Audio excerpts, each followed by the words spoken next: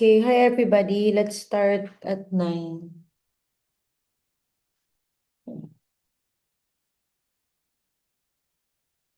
9 tayo mag-start.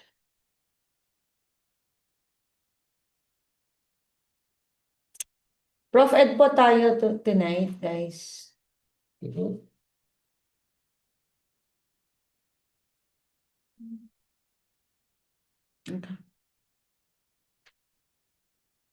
Can you do it again? Can you do it again? 13. Hello po, ma'am. Sorry, ngayon lang na lang ulit nag-review po. Oo nga, I miss you. Okay, so 9 o'clock. Okay, so once again, this is Gurography. It's a free lit review hub. So, pwede po kayong sino yung na-invite ko? May napindot ako, sorry. Okay. So, pwede po kayong mag-Macboard daily. Just message me sa Blue App po. Okay? Yan. Paki-share naman yung ating live kasi tag doon? Ay, paki-tap-tap na lang. Kahit tap-tap na lang yan if you don't wanna share. Okay. So, ayun. So, sabi ko nga, pwede pa kayong mag-backboard. Yan. So, just message the Blue App. Okay. Ay live lecture natin is TTHS. Free din po yon. Yan. Although yung sa Saturday kasi is partial lang po yung sa Soksay kasi para po makuha nyo lahat ng perks, dapat po naka-enroll kayo. And then, lahat po ng videos ko sa Red App are accessible for free. Okay. All right, let's start. So ito yung TOS natin for Prof Ed, okay? Teaching profession, social dimensions, principles of teaching, educational technology, EdTech, curriculum development, facilitating learning, child and adolescent, assessment of student learning, developmental reading, field study, and practice teaching. Okay, so dami kong adu-adu. All right, number 1, which is an example of process-based assessment. Okay, so A, cleaning tools after use. B, a research paper. C, an apron from a home economic class. And D, a capstone project. Okay, so ilagay niyo po yung number ha. Again, which is an example of process-based assessment. Okay, A, cleaning tools after use. B, a research paper. C, an apron from a home economic class. And D, a capstone project. Okay, so process. Okay, process-based. Ilagay niyo po yung number. Okay, ilagay niyo po yung number ha. Sumasagot B, sabi no? Sabi ni Adelpha, Adelpha ba yun? Tapos ba yun? Alright. B at saka D, sabi niya. Alat. A, B, D. Walang sumagot ng C. Okay. A, B, D. Alright. So, tingnan natin. Process. Sabi niya, process. Okay. So, the answer there is cleaning tools after use. Okay. Kasi nga po, di ba pag process, step by step. Okay. Yan. So, may step by step yung process-based assessment. Okay. So this is okay, so let's show. Okay, so bakit ang research paper, 'di ba? Ang makikita mo lang diyan is yung output ng research paper. Yung letter C, ang makita mo lang dun is yung apron na ginawa. Okay? Yung letter D naman na makita diyan is yung project, okay? And ito kasing cleaning tools after use, okay? May process kasi sa pag-clean kahit papaano, 'di ba? Yan. Okay, so this is sa process-based assessment, this is in comparison sa product-based. So lahat ng yon except dun sa sagot na letter A, lahat po yon B, C, D are product-based kasi ang tinitingnan lang dun ay yung final product or yung outcome. Okay, so ano yung example ng product-based? Research paper, poster, model, artwork, 'di ba? Finished cake, finished product, okay? Tapos yung process-based naman, ito naman yung process or performance yon. Okay, so tinitignan mo kung paano ginagawa, okay, nung learner. Okay, so for example, performing a science experiment, sabi nga, conducting an oral presentation, di ba? Puro verb siya. Okay. Okay, so ngayon naman, yung mga, ano ba kasi yung letter D? Okay nga naman, bago nga naman to. Okay, so what is a capstone project? Okay, so a final year output ba yan na read or a final year research paper? Okay, so sinabi, nakita na natin, yung capstone is a product-based assessment. Pero ano nga ba yung capstone? Yan, so bago kasi yung word na capstone doon, no? So parang mapapaisip ka din talaga. So, what is a capstone project? Okay, a final year output ba yan? Or a final year research paper? Good eve, Ma'am Faye. Energy yan. Good evening po. Okay.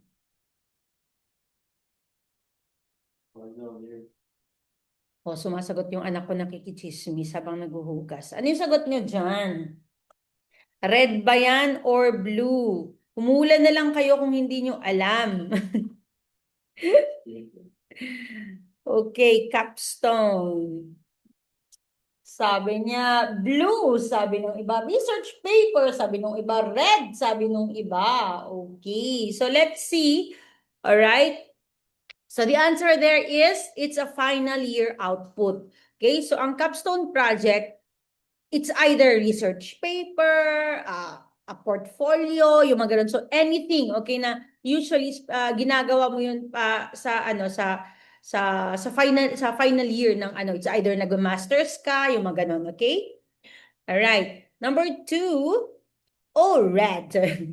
Number two, which instructional material is the best self-directed means of attaining functional literacy? Okay, so ito yung pinost ko kanina, yung different kinds of literacy. A, community resources and real-life fields. B, simulation laboratory apparatuses. C, audiovisual tools and films. And D, research, survey, facts, and data. Okay, so again, number two, which instructional material is the best self-directed means of attaining functional literacy? A, community resources and real-life fields. B, simulation laboratory apparatuses. C, audiovisual tools and films. And D, research, survey, facts, and data. Maganda yung mga tanungan ngayon kasi ano, ang daming mga bago. Okay? B, sabi ni Kukodayang. Okay, functional literacy. Maalala ko na napasadahan natin to, although sa bagay, kung hindi po kaya ano, kung ano nga ba muna yung functional literacy, okay? So let's reveal the answer. Okay, B and A, okay, ang pinag-awayan. Okay. Okay, ang sagot po natin dito ay letter A, community resources and real life fields. Okay, kasi ano nga ba yung functional literacy? Okay, so ito yung functional literacy. Yan. So may yung basic mo lang siya. Okay, dapat alam mong magbasa, magsulat, at saka mag-compute. Okay, math skills, sabi niya. Bakit? Okay, to handle daily life. Okay, yan. So, ano yung example niya? Sabi niya, reading a bus schedule, okay, or filling out a job form or mag-compute, okay? Habang bumibili ka, nagko-compute ka. Kasi nga yun yung mga naaaral mo to handle daily life. That is why ang sagot po doon ay eto, community resources and real life fields, okay? Yung nangyayari talaga sa buhay. All right. So ito yung mga other types of literacy, pero pag tinignan mo talaga, madami talaga 'yan, okay? Yan. May nakita ako na 9 basic literacy, may 10, okay? Pero ito yung mga laging lumalabas, okay? So, digital, syempre, paggamit ng mga devices, okay? Electronic devices yan, okay? Alright. Ang media, okay, yan yung pag-evaluate dun sa social media, okay? O yung mga medium of communication or whatever man, okay? Dapat alam mo na evaluate, okay, para malaman mo kung may misinformation man, disinformation man, okay? So for example niya, sabi niya, fact-checking a viral post before sharing it. Okay, financial, syempre pagdating yan sa pera, dapat alam, okay, financial literacy, dapat alam mo kung paano gamitin yung pera, gastusin, mag-earn, okay, and cultural, laging lumalabas po to, okay? So syempre, dapat alam mo yung different culture and also you respect different culture. Okay, number 3, for holistic learning, it is urgent to utilize both sides of the brain, okay, the affective as well as the cognitive.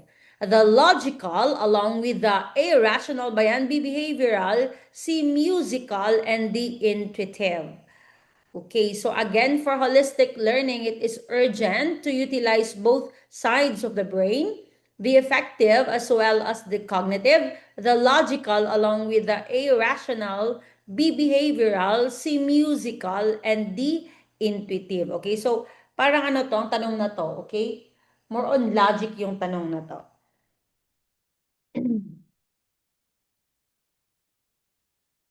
Okay, thank you for following. Yan. So, mag-message lang po pag gusto nyo mag-Macboard. Okay? Pero dapat active kayong sumasagot. Kasi pag hindi rin sumasagot, tinatanggal ko po talaga sa GC. Okay. Parang feeling ko nalilate yung aking mahina yung aking internet. Kasi mas nakikita ko yung sagot nyo dito sa phone ko kaysa na ginagamit ko to live stream kaysa dito sa sa iPad na ano. Okay. A, sabi niya. Okay, logical, sabi niya. Parang binaliktad niya. Sabi niya affective. Okay, affective kasi is more on emotions as well as the cognitive. Ibig sabihin, may affective, may cognitive, may logical at merong yan. So, ang hanapin niyo doon, yung kabaliktaran ng logical. Okay, the opposite of logical, guys. Okay. Okay. All right. So the answer here is intuitive. Okay, tama. Okay, it is intuitive. Yan. Kasi nga, ang logical, ito yung analytical, di ba? Ina-analyze mo, ginagamit mo yung brain mo. Okay? So, ang intuitive naman, ginagamit mo usually yung gut feeling mo or or emotions mo. Okay? Yan. Kasi ang affective, ano niya yung intuitive. Tapos yung logical, kahilera niya yung cognitive. Yung rational kasi, rational is the same with logical. Okay? Rational is the same with logical. Hindi rin, ang pwede pang mambudol sa atin is yung behavioral, di ba? Pero ang behavioral kasi, more on observable actions. Hindi about thinking or feeling. Okay? Number 4, as a child, they got to pretend that they are Cinderella or a hero in the Marvel cartoons. And for Piaget, this is the blank stage of development. A, centration ba yan? B, egocentric. C, sensory motor. And D, pre-operational. Okay, so again, as a child, they get to pretend that they are Cinderella or a hero in the Marvel cartoons. And for J, this is the blank stage of development. A, centration, B, egocentric, C, sensory motor, and D, pre-operational. So ang hinahanap po dyan ay stage na po. Okay? Yan. So dapat alam nyo na, hindi naman sa dapat, okay? Pero kung naka-review na kayo, alam nyo na dyan na ang dalawa dyan ay milestones. Tapos yung dalawa dyan ay stages. So magpili lang po kayo doon sa dalawang stages. So sabi ni Crocodile, it's letter D. Okay. How about the others? Alright. Tang, tang, tang, tang, tang. Sabi niya, okay. So, alright, so tama naman. Okay, so the answer there is pre-operational. Okay, pretend play. Okay, yan, pretend play. Alright, so alam naman natin yung centration, di ba? Yung nakakoncentrate lang sila sa iisang bagay. Okay, for example, nakakoncentrate lang sila sa kung gaano katol yung glass. Okay, hindi na nila tinitignan yung size. Parang ganon.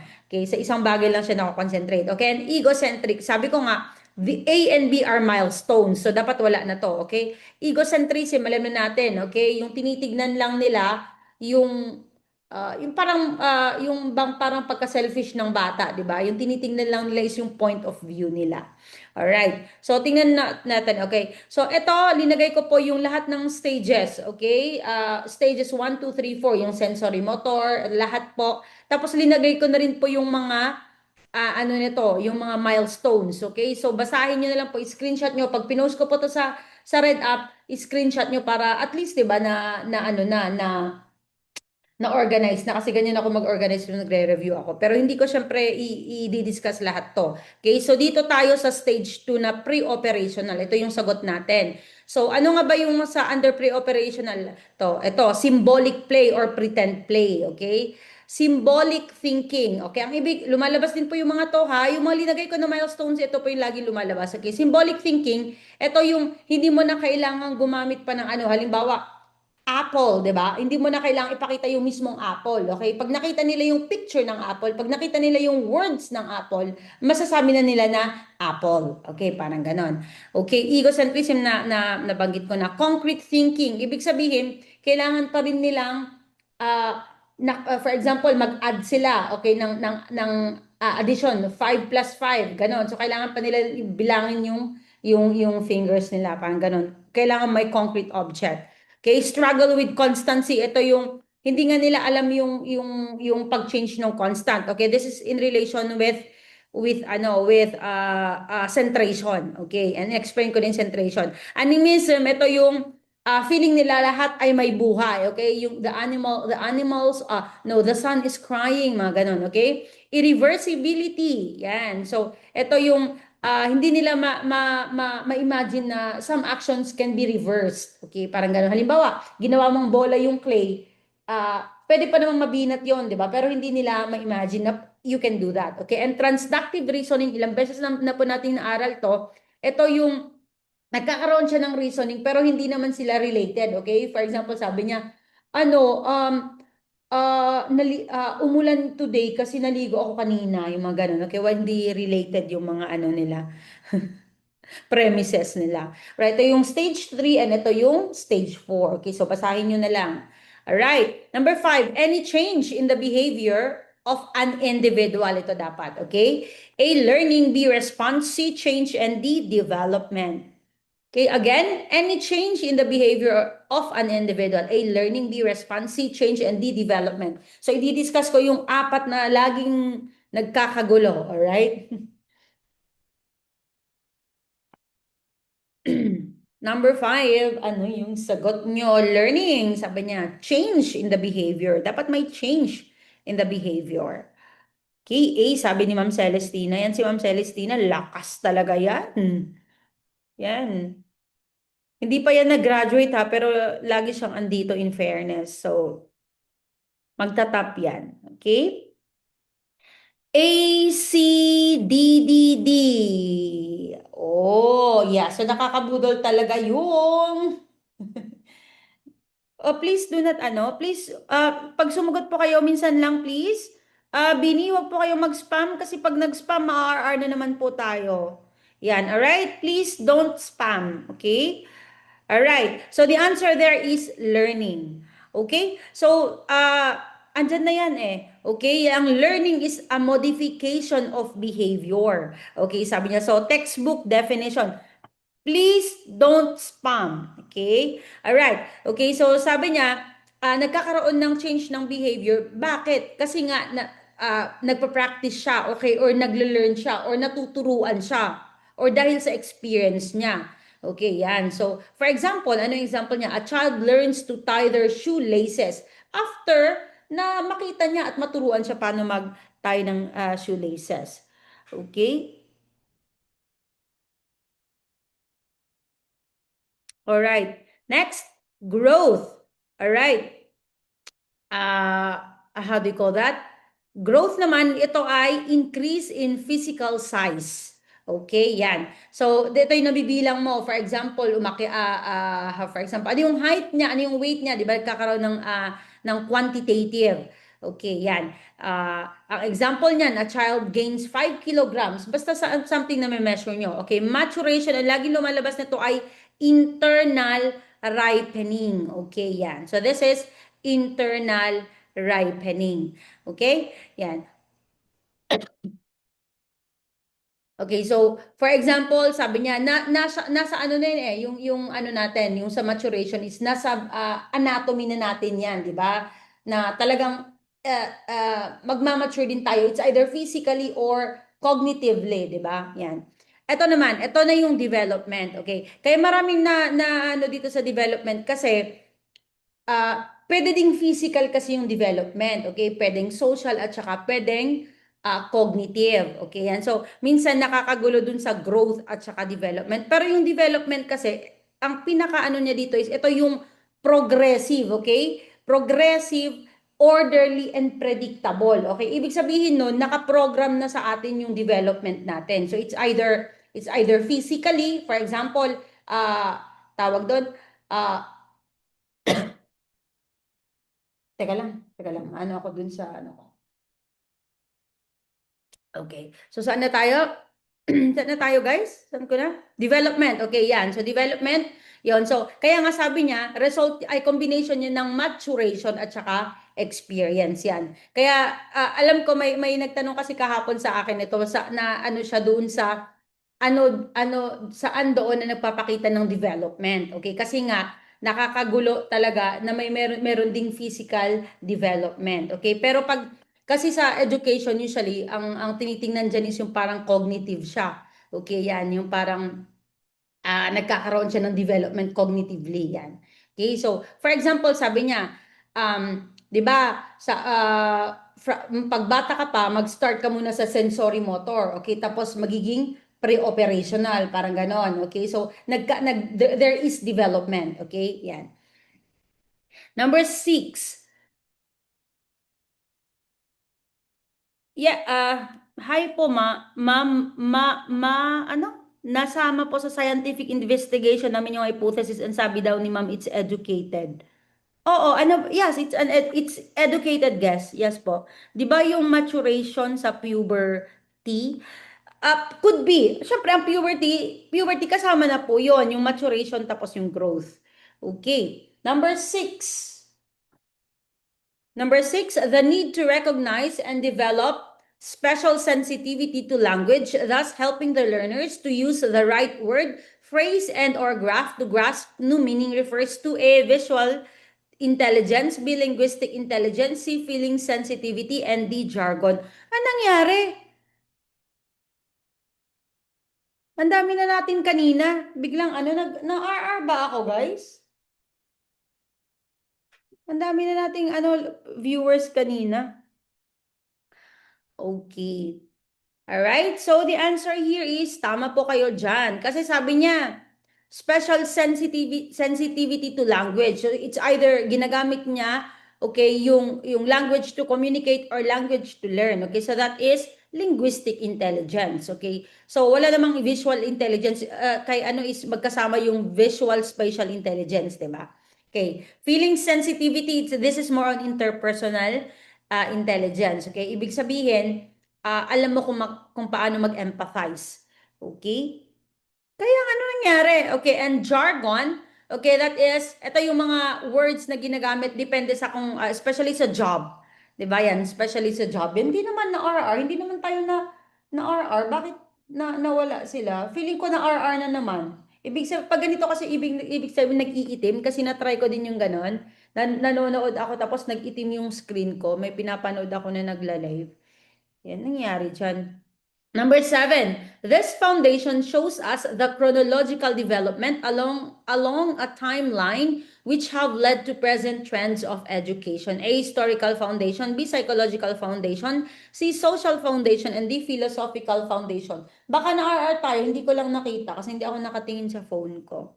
Okay. Again, this foundation shows us the chronological na yan, guys. Chronological development along a timeline which have led to present trends of education. A, historical foundation. B, psychological foundation. C, social foundation. And D, philosophical foundation. Okay.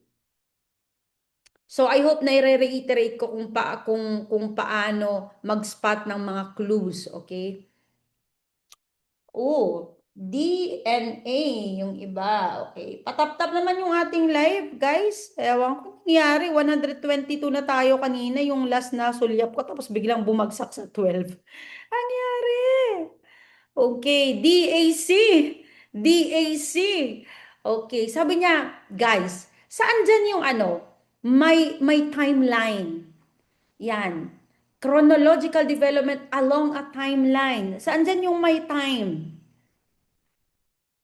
Sige, baka magbago yung isip nyo. Lagyan nyo pa yung number. Lagyan nyo pa yung number pag sumasagot kayo. Okay. So, of course, the answer there is...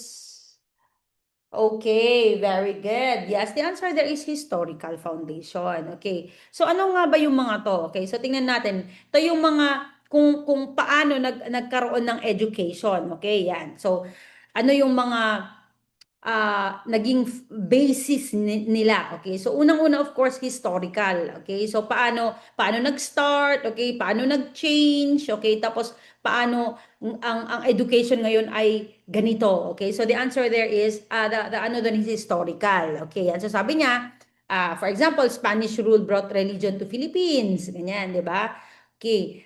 Bakit meron tayong K to 12? Okay? Dahil nga sa 1987 Constitution, ganon. Okay, philosophical, philosophy, 'di ba? Ano ba yung mga philosophy natin? Progressivism, 'di ba? Yung mga essentialism. So ito ang ano dito is ano ba yung goal ng education? Okay? So for example sa essentialism, ano ba yung goal ng education noon? Okay? So ituro yung mga basics, okay? Yung mga ganon. Okay? Sa progressivism naman na philosophy, ano ba yung goal ng education doon? Okay? So ilagay ang mga learners sa real world task.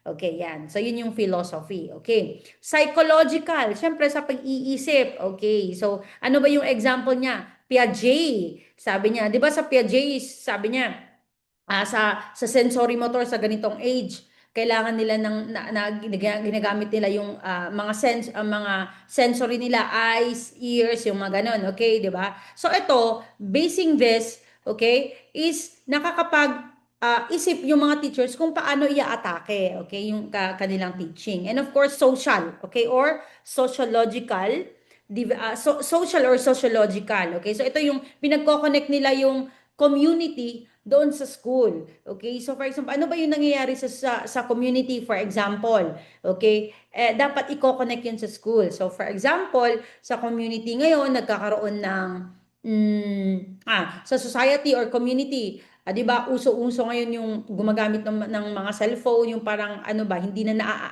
nare-regulate yung paggamit ng cellphone. So, syempre doon sa school tinuturo na ganito, hindi maganda yung na gumamit ng cellphone all the time, bawasan ng screen time, mga ganon.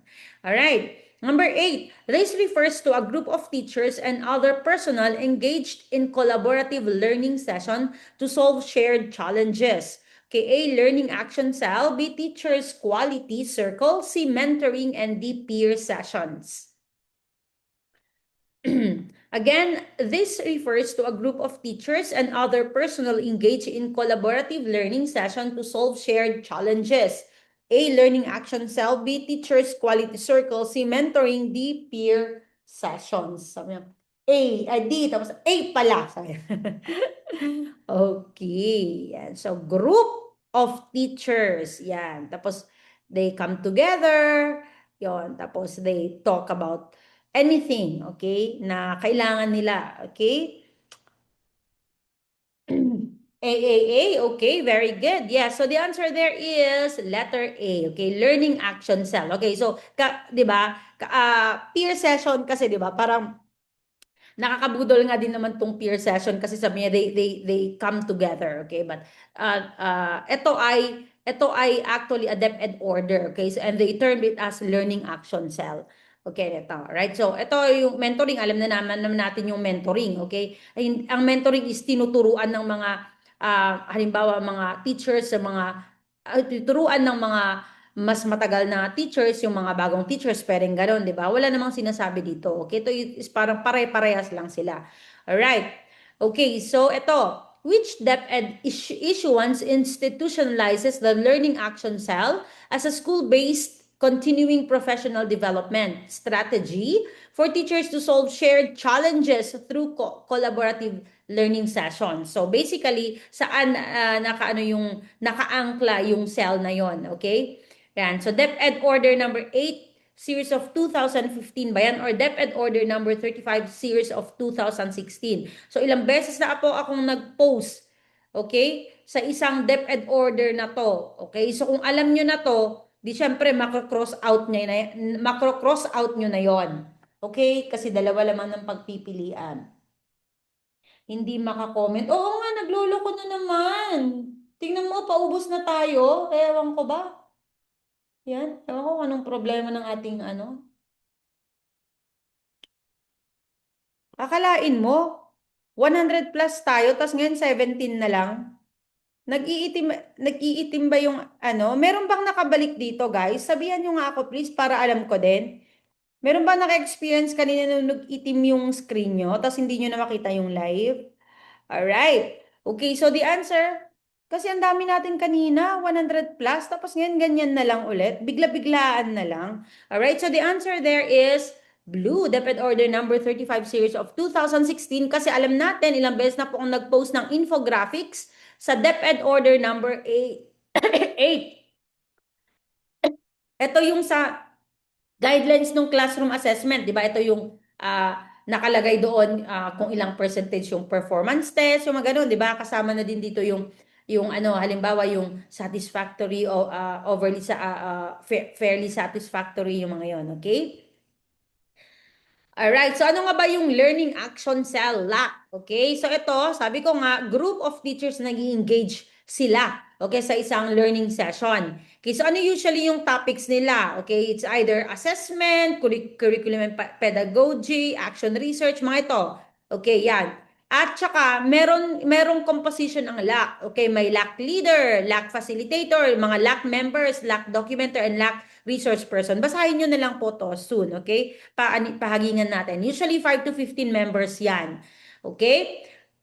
Frequency at least once a month. Yan. Tapos 3 hours per session. Okay? So malay natin biglang lalabas ang mga details nito. Okay? So pwede rin siyang twice a month. Okay? Basahin nyo na lang po, screenshot nyo to pag na-post na. Number 9, teachers who teach physical education cannot use traditional assessment because of the nature of their subject. Do you agree? A, yes. B, no. C, it depends on the teacher. And D, maybe this time. Okay, anong nangyari sa live natin? Number 9, teachers who teach physical education cannot use traditional assessment because of the nature of their subject. Do you agree? A, yes. B, no. C, it depends on the teacher. And D, maybe. Hala, pabagsak ng viewers natin. Nangyayari. Guys, pa-follow na lang ako. Pa-follow na lang ako, guys. Tapos, ano, kapag nangingitim yung screen nyo, balikan nyo na. Pero minsan kasi talagang kahit ano hindi na, parang 10 minutes na invisible siya. Okay, so anyway, pa-follow ako. Kung gusto nyo mag-backboards, mag-message lang po kayo sa Blue App. Papasok ko po kayo sa GC. Free naman po yon. Okay, so BBB, pakilagay po yung number pag sumasagot para alam ko po kung naglalag or ano po. Okay? So BB, sabi niya, alright. So of course, the answer is no. Okay, kasi naman, kahit naman yung PE puro, ano, puro physical, okay? Pero syempre, pagdating sa assessment, syempre kumpleto pa rin po yon, di ba? Yung psychomotor, affective, at saka cognitive. So syempre, pagdating sa cognitive, di ba? Kailangan din naman ng traditional assessment. For example, ano yung mga concepts doon, okay? Yung mga facts, okay? Sino yung nag-ano ng basketball? Okay, yung mga ganon. Okay, ano yung mga rules ng basketball? O, mga ganon. Okay? Nawawala po. Yun nga eh. Oo, nag-block ba? Kuko, dahil nag-block yung screen nyo tapos hindi nyo na mabalikan. It's very strange. Baka nag-ano kanina tapos hindi ko lang nakita. Ay. Okay, number 10, which of the following is true about human development? Okay, so in-explain ko na kanina yung development, maturation, growth, at saka learning. So dapat alam nyo na to. A, human development considers both maturation and learning. B, development refers to the progressive series of changes of an orderly, coherent type toward the goal of maturity. C, development is the gradual and orderly unfolding of the characteristics of the individuals as they go through the successive stages of growth. D, all of the above. Hindi naman sa akin, ma'am.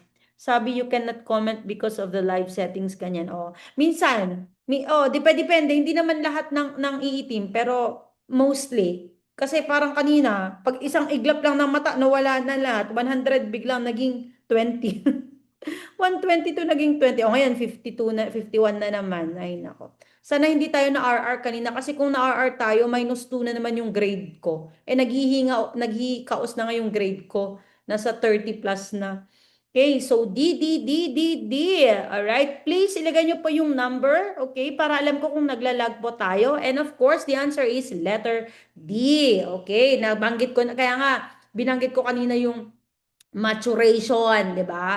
Progressive din, okay, yung development, okay? Although hindi naman pare-parehas na kung gaano, for example, hindi mo naman sabihin na, oh, when you're old ka na, dapat ganito ka, 'di ba? Yan, hindi naman kailangan na ganon, pero at least it should be progressive. Tapos sabi niya, gradual and orderly, nabanggit ko na rin po 'yon.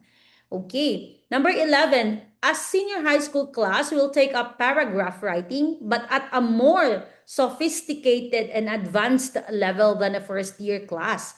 This is one example of what organization of learning content. A, articulation, B, integration, C, continuity, and D, sequence. Okay, so alam ko na dalawa dito yung medyo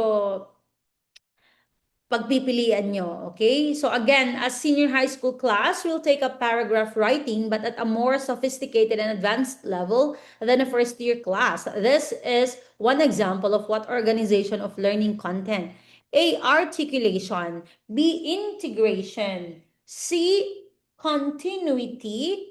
And D, sequence. Okay, so dito rin ako nahihilo dati. Okay, pero tinandaan ko na lang yung para hindi na ako mabudol. Okay, so the answer there is continuity. Continuity. Walang may gustong All right. Okay. Okay. All right, so the answer there is walang gustong lumaban. All right, so the answer there is sequence. Okay, sequence. Okay, so tignan natin. Okay, so itong articulation, integration, continuity, sequence, ito yung mga organization ng curriculum. Okay, or organization ng learning content. All right. Okay, so ilagay nyo po yung number ha. Yan, ilagay nyo po yung number. Okay, ano tinatawanan nyo? Oh, ha? Alright, di ba? Oh, ha? Sabi niya. Okay, so tingnan natin. So, itong curriculum of organization ng curriculum or organization ng learning content, it could be vertical, okay, ibig sabihin paakyat, okay, or pababa, at saka horizontal. Okay, yan. So, dito tayo, okay, sa horizontal. Okay, yung, syempre, alam na natin yung horizontal, di ba? Walang mas mataas, walang mas mababa. Okay, so sequence at saka continuity. Alright? So, ang sequence, ang titinagnan niya is, there's a logical order, okay, of topics. Okay, so sabi niya dun sa taas kanina, ito, uh, sabi niya, meron dun sa first year class, okay, pero pagdating nun sa senior class, nagkaroon na sila ng more sophisticated and advanced level ng writing, okay, so ito yung sequence, okay, so kumbaga from simple to complex, okay, ang continuity kasi, ito yung there is how do you call that? Repetition, okay, nung the same topic. Okay? Na hindi kailangan mag-increase yung difficulty. Okay? Yun yung continuity. Parang nasasagi mo lang ba? Okay, para ganun. Para lang the point there is to reinforce. All right? Okay. So pagdating naman sa vertical, okay, ito yung scope. Okay, syempre alam na natin 'yan. So ano yung kasali at hindi kasali? Okay, how much and how deep, sabi niya. Alright, integration, integrate. Alam na natin, kahit saan mo makita yung word na integration, cultural integration, okay? Mag-connect yung culture, yung mga So anything, okay, integrate, connect. Okay, ganyan. And of course, yung articulation, ito yung both, okay? Ito yung dapat magkakaroon ng smooth connection, okay, ng anything na andun sa curriculum, okay? Para hindi magkaroon ng mga learning gaps, okay? Yan. Number 12, the school is preparing for a national choral competition. What should be the response of the teachers in the school? A, attend the competition to boost the school chorale. B, provide funding for the choral competition. But choral yung ko. C, allow freedom to music teachers in a music-related activity. And D, support the music teachers in whatever way. And letter E, sabotahein. Okay, di ba? Kasi inggitera tayo, hindi pwede, di ba? Parang ganon. Sabotahein ko, okay, yung national kasi hindi ako yung nagturo doon, di ba? Ganon tayo eh. Crab mentality tayo, di ba? Alright. Okay. Yan. Masama tayo eh, di ba? Masama tayong tao. Okay? Uy, sabi niya, guys, ano yung response mo as part of the school? Okay, pagka nagkaroon ng national choral competition. Okay?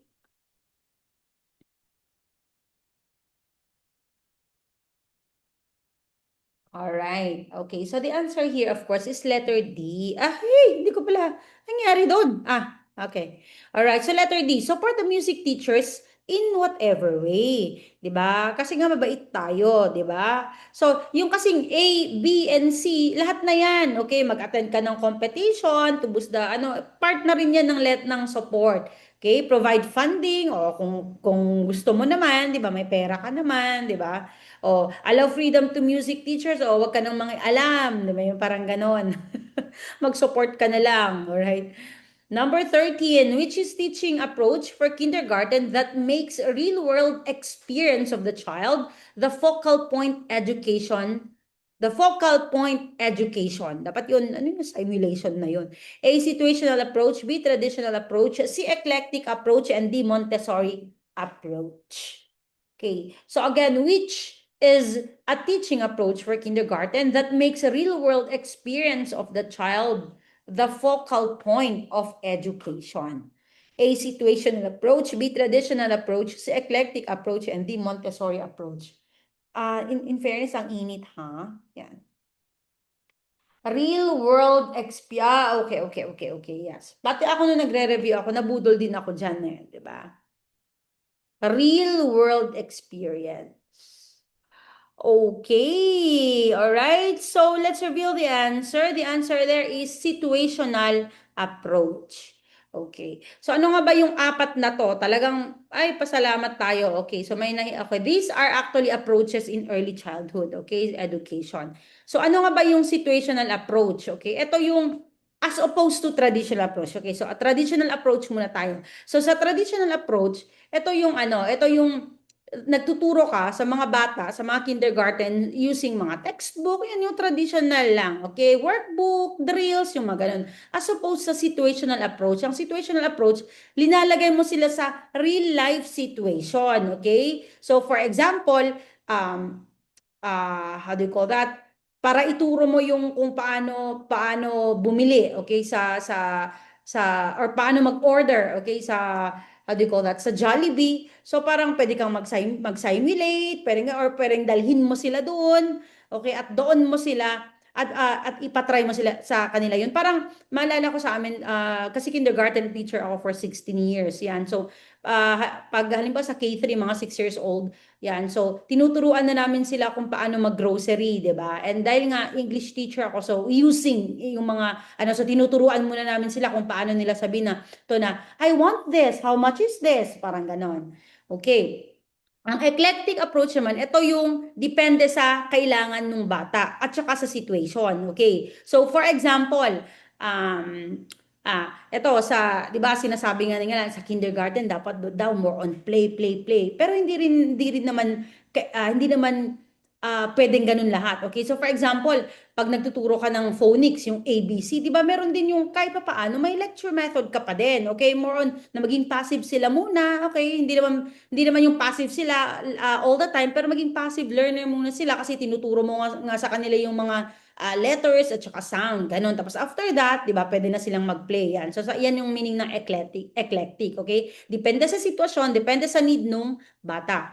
Okay? And yung Montessori approach naman, okay? So, ito yung kasi nga nabudol ko sa real life, 'di ba? Pero yung sa Montessori approach kasi, it's more on binibigyan mo, okay, yung kalayaan ng mga bata, okay, to learn, okay, or to choose what they want, okay? Kagaya nun sa school namin, kasi Montessori yon. So, pag Montessori time na 2 hours, sila yung namimili kung ano yung gusto nila, okay, na gamitin at that time na, or gawin na activity. Pero yung mga activities po na yon ay mga how do you call that? Mga practical ba na life activities. For example, mag-tie ng shoes, okay, yung magbalat ng how do you call that? Fruits, so ganun, mag-fold ng mga damit.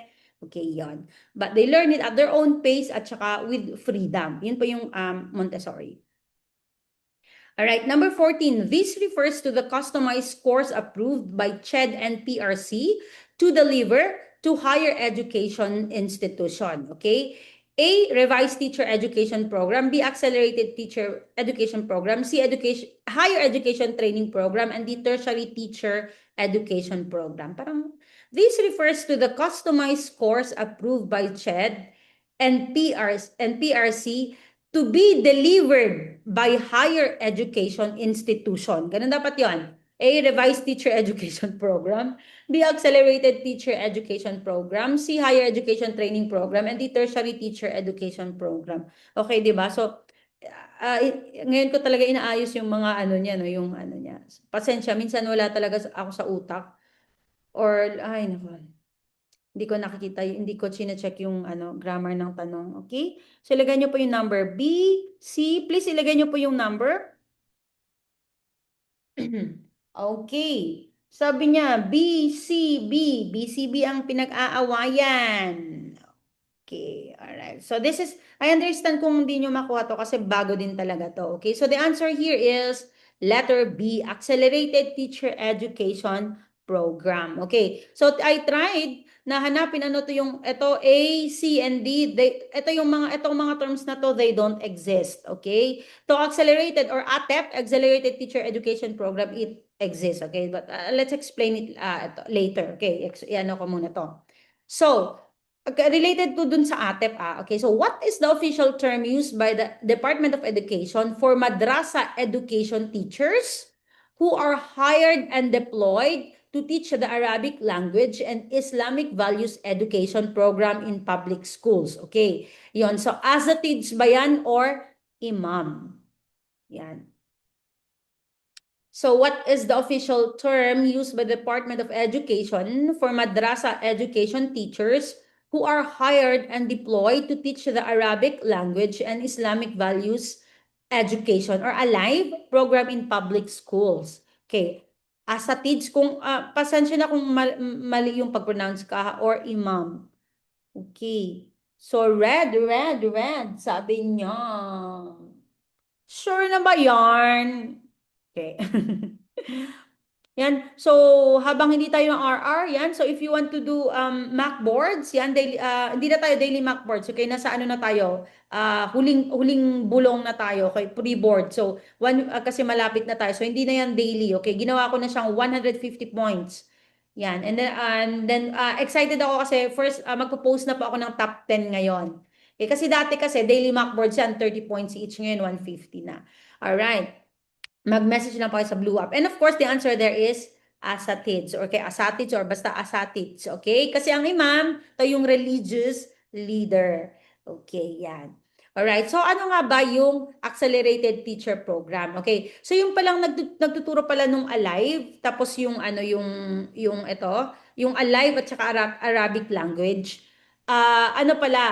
hindi sila, okay, or malamang sa malamang, hindi talaga sila professional teachers. Okay, ano pa yung name nyo sa Blue App? Ganun pa rin po, Gurography. Okay, so once again, yung mga nagtuturo ng alive, okay, hindi po sila, malamang sa malamang, hindi po sila professional teachers. So, etong ATEP is, it is a 24-month course, okay, na pwede nilang aralin sa colleges or university, and then pwede para pag graduate po sila nito, pwede po silang makapag-take ng LET. Okay? And they will be professionalized, okay, as teachers. Okay, yan. So, this is approved by CHED and PRC. Okay, yan.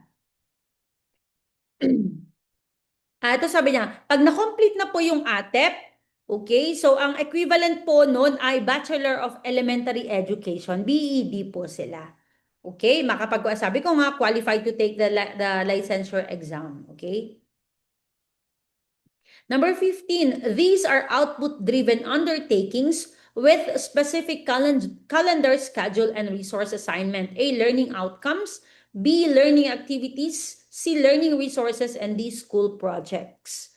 Okay, so again, these are output-driven undertakings with a specific calendar schedule and resource assignment. A, learning outcomes. B, activities. C, learning resources. And D, school projects. Okay, so ang dami nyong ano, ang dami nyong mga ano dito.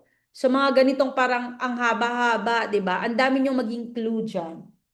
Okay. Output-driven. Okay? Schedule, may schedule siya. Tapos, resource assignment. Sabi niya, lagay niyo pa yung number, please. Hala, ADB, sabi niya. Okay, wala bang magugusto nung C? Okay. So, syempre, wala na yung C, kasi andun na yung learning resources dyan, di ba? Nga naman. Okay. So, the answer here is letter B. Okay, letter B, guys. Okay. Kasi output driven, ibig sabihin may product. Okay. Specific calendar schedule, may deadline. Resource assignment, okay? Merong materials dapat, okay? And the answer there, of course, is activities. Ano ba yung example ng activities? Poster making. O, di ba? Product naman yung poster. Di ba? May deadline yan. O, poster making gawin nyo in 2 days. Ganon. Tapos, require materials. Sabi niya, so poster making, debates, experiments, yung mga yon. Okay? So, learning outcomes po kasi sumagot dito, ito po yung mga goals na gusto nating ma-achieve ng mga learners. Okay? Of course, school project is just one of the activities, okay? Learning resources, alam na natin, mga teaching materials natin, okay? Or teaching and learning materials. Mali lang ako na type. I like that. Di coach, no? Tama ako. Mali lang yung na-type ko. Ah, di ba? Taray. Okay, ano naman, dami na natin, guys. Pakitap naman yung ating live. Number 16, which standard test is used to measure performance in completed subjects in various grade levels? A, aptitude test. B, achievement test. C, intelligence test. And D, remedial test. Tingnan mo, Sir Nel, baka magkamali naman yung ma-type mo, ha? Okay, again, which standard test is used to measure performance in completed subjects in various grade levels? A, aptitude test. B, achievement test. C, intelligence test. And D, remedial test. Okay. Okay. Lagay niyo po yung number. Okay, Adams row. Palagay niyo po yung number, ha? Pag ano. Okay, wala. A and B. Nag-away ang A and B. Okay. Alright. So sabi, okay. Completed subject. Okay. Pag na-complete mo na yung subject, ano yung gusto mong malaman doon? Okay. Gusto mong malaman kung ano yung natutunan ng mga bata. Okay. So that is why the answer there is achievement test. Okay. Yung aptitude test kasi, ito yung memorize nyo para hindi kayo ano ha. Ito yung gusto mong ma-measure, yung capability or capacity, okay, nung bata na makapag-perform sa isang or magawa yung isang bagay, okay? So again, inherent capability or capacity, okay? That is aptitude test. All right? Yan. Yung intelligence, syempre, intelligence test more on cognitive na po yan. Okay? Yes, okay na ma'am. Di na po nag-wrong type. Ayan, alright? And remedial test, alam naman natin, remedial, bakit ba nagre-remedial? Okay? Nag-remedial pag bagsak, o di ba ganon? Or may hindi siya natutunan. So ito yung mga remedial test, ito yung mga test na binibigay, okay, para maayos, okay, yung mga hindi niya natutunan, alright? Number 17, what characteristics of a good curriculum does this imply? Okay, the curriculum must adapt the educational activities and services to meet the needs of a modern and dynamic community. A, the curriculum is continuously evolving. B, the curriculum is democratically conceived. All right? C, the curriculum is based on the needs of the people. And D, the curriculum is a complex of details. Ayan. So, ayan, bumalik na tayo. Hindi na tayo nakabalik sa 100 plus na viewers, pero okay lang. Ayan, so if you want to do Macboards, free naman po yun. Mag-message lang po kayo. Sa Blue App, Gurography po yung name ko. And then, how do you call that? Yung mga lahat po ng mga na-miss nyo kung bago po kayo dito, meron po tayong Red app, okay? Mag-subscribe na lang din po kayo, okay? Help me, okay, to help me sustain tong pa-free ng Gurography. Okay, ala, CA.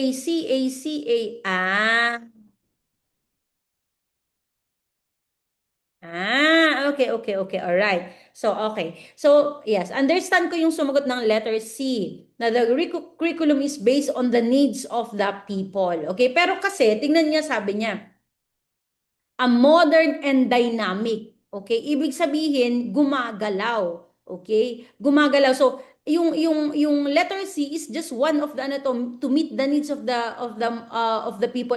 Isa lang to, okay? Pero ang sinasabi niya dito is yung pangangailangan natin, okay? Or yung needs nung community is gumagalaw, okay? Hindi siya stagnant, okay? And that is why the answer there is letter A kasi nga yung curriculum is, of course, it is continuously evolving, di ba? Para matugunan niya, okay, yung call of the times. Yan. Same lang ba ang tanong sa Prof Ed and Gen Ed kahit may majorship? Ano? Same lang ba ang tanong sa Prof Ed and Gen Ed? Okay.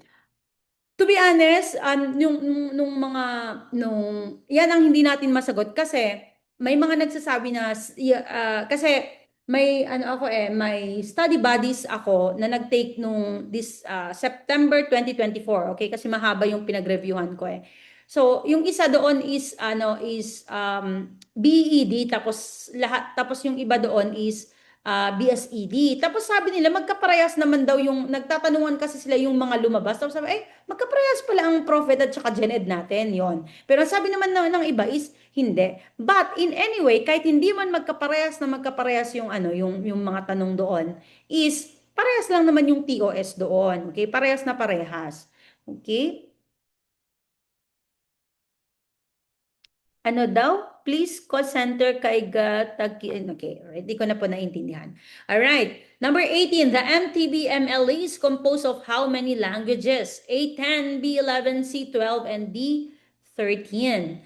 Okay, so again, the MTB-MLE is composed of how many languages? A10, B11, C12, and D13. Okay, yes. TY po, sabi niya, it's okay. Alright? So, parehas lang po yung TOS noon. Okay? Ako nga dati, kasi SPLE ako, ibig sabihin special exam po yung kinuha kasi sa abroad ako at that time. So, akala ko din magkaiba. Pero pare-parehas lang pala. In fact, yung mga lumabas nung June 2025 na SPLE ako, talagang halos lumabas siya nung September at November. Yan. Yan. Especially sa November, sabi nila copycat daw nung June 2025 SPLE namin yan. Okay, so C. All right, how about the others?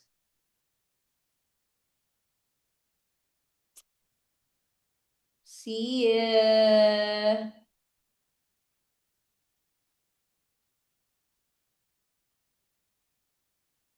okay, see. Okay. Ma'am, sabi niya? Ano sabi niya? Ma'am, may major po ba kayo? TLE, hindi, wala po. Soksay po kasi ako. Okay? Soksay major po lang po ako. And mag-isa lang po ako ngayon. So, soksay lang po muna yung inaano ko. Okay? Alright, and tama po kayo. The answer there is letter C. Ang galing-galing nyo. Alright. Okay, so ito. Okay, so what does MTB-MLE stand for in the Philippine Basic Education Curriculum? Okay, Mother Tongue-Based Multilingual Education ba yan? Okay, na red, or Mother Tongue Bilingual Learning Environment? Okay, sige ma'am, TY. Yeah, so sa mga hindi soksay major, pwede naman po kayo sa Tuesdays and Thursdays. Kasi ang Tuesdays, Gurograbi naman natin yon. Okay, mga high yield gen ed. Okay? Alright, red. Ang galing nyo. Of course. Okay, so mother tongue-based multilingual education. Okay, galing. Alright. So ano nga ba yung ito, Mother Tongue-Based Multilingual Education? Okay, so first implemented to yung 2012 to 2013 school year. So ito, 12 major languages ito siya. Okay, so basahin nyo na lang. Okay? Pero after that, in 2013, sabi niya, they added 7 more languages. So 19 na siya, naging 19. Okay, so wala namang 19 dun sa tanong na yon. Okay, that is why yung sagot ay 12. Okay, kaya nga nung research ko, sabi ko, ba't 19 naman lahat yung nakikita ko? So, originally pala is 12. Okay. Ma'am, Soksai student here. Ayun. Okay, so, uy guys, may mga nag-enroll sa akin ng mga Soksai students na ano ha, na yung iba mag-earn pa lang ng units, okay, yung iba is magra-graduate pa lang, yan. So, natuwa naman ako. Kasi ako din, nag-review ako ng 10 months and if sana, gusto ko pa sana mag-review nun eh. Pero nakulangan na lang ng time kasi gusto ko talaga na mataas na mataas yung makuha ko from IFSU. Uy, IFSU? Diyan sa ano? Sa Ifugao ano? Yan. If you want to enroll, 299 lang. Ako na yung pinakamura na Soksai, ano, believe me, okay? Na Soksai coach. Yan, so nagbibigay pa ako ng PDF, guys, ha? Yan. Okay. Marawi City. Oy, Marvel. Okay, it's good to see you. Yan. So, Ifugao din po ako. Okay, I'm from Lagawe, Kiangan. Hi. Right? Marawi City. Andiyan na si engineer. Okay. Mag-message lang po kayo sa blue app ko. Mag-message lang po kayo. Bicol watching ball. Okay, saan po mag-enroll? Soksay lang po ako nagpapa-enroll, okay? Ang mga ang mga lecture ko for Proped at saka Gen Ed, mga free po 'yon, free lang po 'yon. Okay, so mag-message lang po kayo. Thank you ma'am for your time. Baka may kilala po kayo ma'am na TLE reviewee or or coach ang hinahanap mo. Try ko mag-ask around, okay? Kung sino yung magaling. All right.